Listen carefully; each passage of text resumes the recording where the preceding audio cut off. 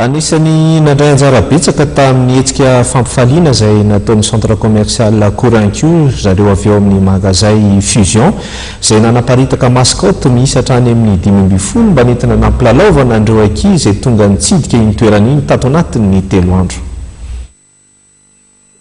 Nanome fahafaham-po ireo mpitsidika teny amin'ny centre commercial Courdic ny magasin Fusion.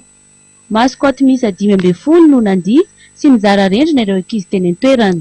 Isan'ny tena mampiavaka ny magasin Fusion ny fisian'ireo entana sy kilalao ho an'ny ankizy ary ireo mety torohevitra amin'ny fanomezana atao ho an'ireo olona akaiky azy. Ny Fusion zany aty amin'ny Courdic dia mikarakara show-light gratuit ho an'ny ankizy rehetra rehetra. Dia izay koa no izao hatsaramandry izao dia proposé entana be lehibe na soit eo cadeau na soit kilalao ho an'ny ankizy rehetra rehetra. Dia tsy misy tafatsy ny hoe Fusion fa Fusion koa dia miaraka ny lakoura izay garderie sy espace enfant.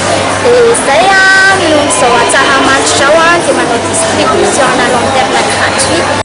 Ankoatra ireo mascotte dia misy ihany koa ny toerana nafana hipetrahan'ireo ankizy sy ny lalaovany androany.